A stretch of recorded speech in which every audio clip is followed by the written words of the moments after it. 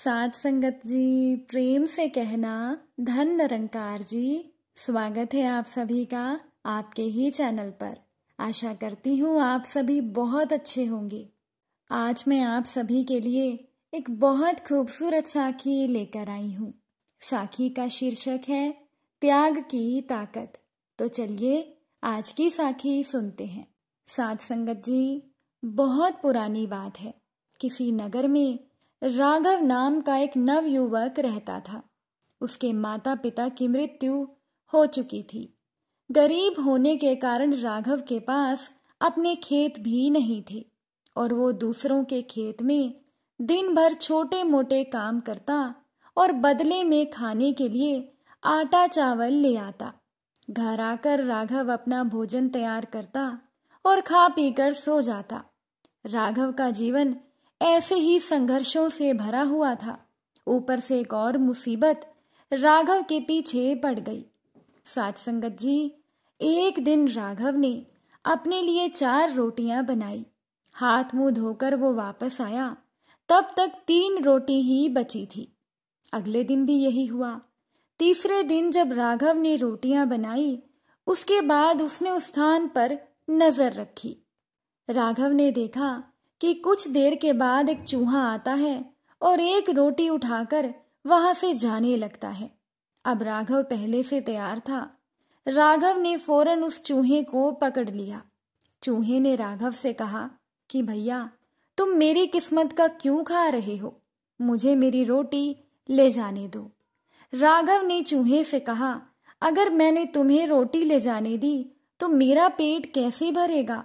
मैं तो पहले ही अपने जीवन से परेशान हूँ। ऊपर से अब पेट भरकर खाना भी ना मिले तो मैं क्या करूँगा? ना जाने मेरे जीवन में खुशहाली कब आएगी? राघव ने कहा। इस पर चूहे ने कहा, तुम्हारे सारे सवालों का जवाब तुम्हें एक ऋषि दे सकते हैं। राघव ने पूछा, कौन है वो ऋषि? चूहे ने जवाब दिया, वो एक पहुंचे हुए संत हैं।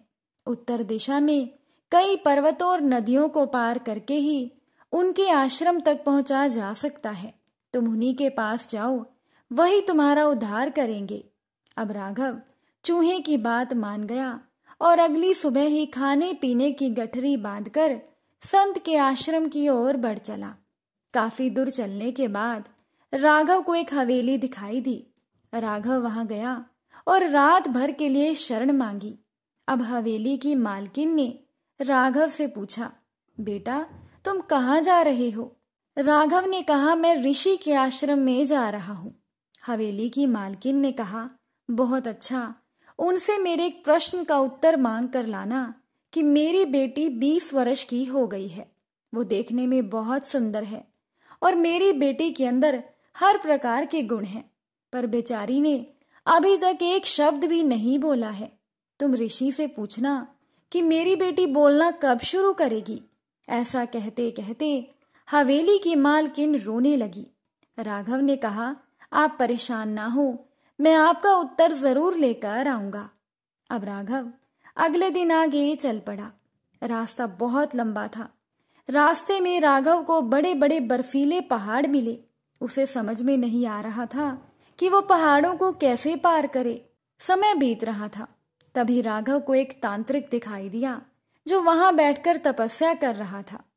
राघव तांत्रिक के पास गया और कहने लगा, मुझे ऋषि के दर्शनों को जाना है।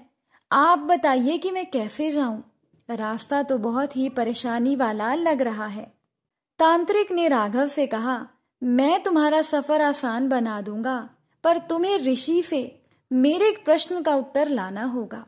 राघव ने कहा, किंतु जब आप मुझे ऋषि के पास पहुंचा सकते हैं तो आप स्वयं ही उनके पास क्यों नहीं चले जाते? तांत्रिक ने कहा, अगर मैंने इस स्थान को छोड़ दिया तो मेरी तपस्या भंग हो जाएगी। राघव ने कहा, आप अपना प्रश्न मुझे बताइए।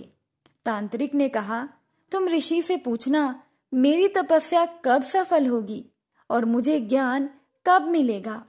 राघव ने तांत्रिक से कहा, मैं इस प्रश्न का उत्तर जरूर लेकर आऊंगा। इसके बाद तांत्रिक ने अपनी तांत्रिक विद्या से राघव को वो पहाड़ पार करा दिए। अब आश्रम तक पहुंचने के लिए राघव को केवल एक नदी ही पार करनी थी। अब वहां पर राघव इतनी बड़ी नदी देखकर घबरा गया। तभी राघव को नदी के किनारे एक बड़ा सा कछुआ दिखाई दिया। राघव ने कछुए से मदद मांगी कि आप मुझे अपनी पीठ पर बिठाकर नदी पार करा दीजिए।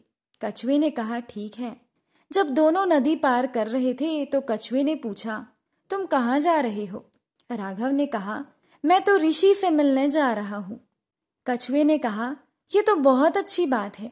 क्या तुम ऋषि से मेरा एक प्रश्न पूछ सकते हो? राघव ने कहा, जी आप अपना प्रश्न बताइए। कछुए ने कहा, मैं एक असाधारण कछुआ हूँ जो समय आने पर अपना रूप और आकार बड़ा कर सकता हूँ। मैं 500 सालों से इसी नदी में हूँ और अपना आकार बड़ा करने की कोशिश कर रहा हूँ। तुम ऋषि से जाकर पूछना कि मैं कब अपना आकार बड़ा कर पाऊंगा। बस ये पूछ कर आना। नदी पार करके कुछ दूर जाने पर राघव को ऋषि का आश्रम दिखाई देने लगा। आश्रम में प्रवेश करने पर ऋषि के शिष्यों ने राघव का स्वागत किया। संध्या के समय ऋषि ने राघव को दर्शन दिए और बोले, पुत्र, मैं तुम्हारे किन्हीं 3 प्रश्नों का जवाब दे सकता हूँ। तुम अपने प्रश्न पूछो। अब राघव ये सुनकर हैरानी में पड़ गया कि वो अपना प्रश्न पूछे या उसकी मदद करने वाली हवेली की मालकिन का, तांत्रिक का या कछुए का।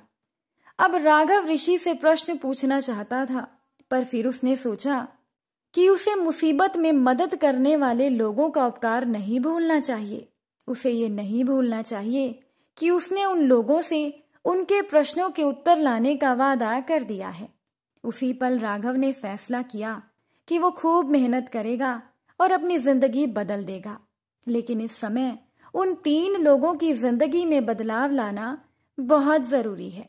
यही सोचते सोचते राघव ने ऋषि से पूछा, हवेली की मालकिन की बेटी कब बोलेगी?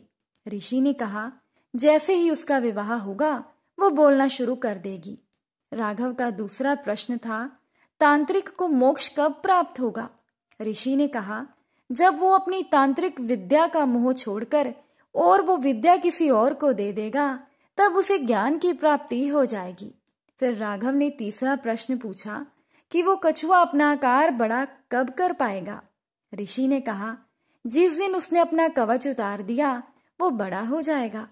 राघव ऋषि से उत्तर जानकर खुश हो गया। अगली सुबह वो ऋषि के चरण स्पर्श करके वहां से चला गया। वापस रास्ते में राघव को वही कछुआ मिला। उसने राघव को नदी पार करा दी और अपने प्रश्न के बारे में पूछा। तब राघव ने कहा कि भैया, अगर तुम अपना कवच उतार दो तो तुम्हारा आकार बड़ा हो जाएगा। कछुए ने जैसे ही कवच उतारा उसमें से ढेरों मोती झड़ने लगे। कछुए ने वो सारे मोती राघव को दिए और कुछ ही पलों में उस कछुए का आकार बदल गया। कछुए की खुशी का ठिकाना नहीं रहा। उसने फौरन राघव को अपने ऊपर बिठाया और बर्फीली पहाड़ियां पार करा दी। थोड़ा आगे जाने पर राघव को वो ही तांत्रिक मिला। राघव ने उसे ऋषि की बात बताई कि जब आप अपनी तांत्रिक विद्या किसी और को दोगे तो आपको ज्ञान की प्राप्ति हो जाएगी। तांत्रिक ने कहा, अब मैं किसे कहाँ ढूंढने जाऊंगा? ऐसा करो, तुम ही मेरी विद्या ले लो। और ऐसा कहते हुए तांत्रिक ने अपनी सारी विद्या राघव को दे दी और अगले ही पल तांत्रिक को ज्ञान प्राप्ति की अनुभूति हो गई। राघव वहां से आगे बढ़ा और तांत्रिक से मिली विद्या के दम पर वो जल्दी ही हवेली पहुंच गया। हवेली की मालकिन ने राघव को देखते ही पूछा, ऋषि ने मेरी बेटी के बारे में क्या कहा? राघव ने कहा, जिस दिन आपकी बेटी की शादी हो जाएगी वो बोलने लगेगी। हवेली की मालकिन ने कहा, तो देर किस बात की? तुम इतनी बड़ी खुशखबरी मेरे लिए लाए हो, भला तुमसे अच्छा लड़का मेरी बेटी के लिए कौन हो सकता है? हवेली की मालकिन ने दोनों की शादी करा दी और सचमुच हवेली की मालकिन की बेटी बोलने लगी। अब राघव अपनी पत्नी को लेकर गांव पहुंचा। उसने सबसे पहले उस चूहे को धन्यवाद दिया और अपनी नई हवेली में उसके लिए भी रहने की एक जगह बनवा दी। साथ संगत जी, कभी जीवन से हार चुके राघव के पास आज धन दौलत परिवार ताकत सब कुछ था, सिर्फ इसीलिए क्योंकि उसने अपने प्रश्न का त्याग किया था। उसने खुद से पहले दूसरों के बारे में सोचा था। और यही तो जीवन में कामयाब होने का फॉर्मूला है। ये मत पूछिए, ये मत सोचिए कि औरों ने आपके लिए क्या किया। ये सोचिए कि आपने औरों के लिए क्या किया। जब आप इस सेवा भाव के साथ दुनिया की सेवा करेंगे और दूसरों के लिए अपनी इच्छाओं का त्याग करेंगे, तो ईश्वर आपके जीवन में चमत्कार करेगा और त्याग की ताकत से आपको जीवन की हर एक खुशियां सहज ही प्राप्त हो जाएंगी। साथ संगत जी, आपको आज की साखी कैसी लगी कमेंट करके ज़रूर बताइएगा। ये साखी अच्छी लगी हो तो इसे लाइक शेयर कीजिएगा। चैनल पर नए हैं तो सब्सक्राइब कीजिएगा। आप सभी से फिर मुलाकात होगी एक नई साखी के साथ। साथ संगत जी प्यार से कहना, धन निरंकार जी।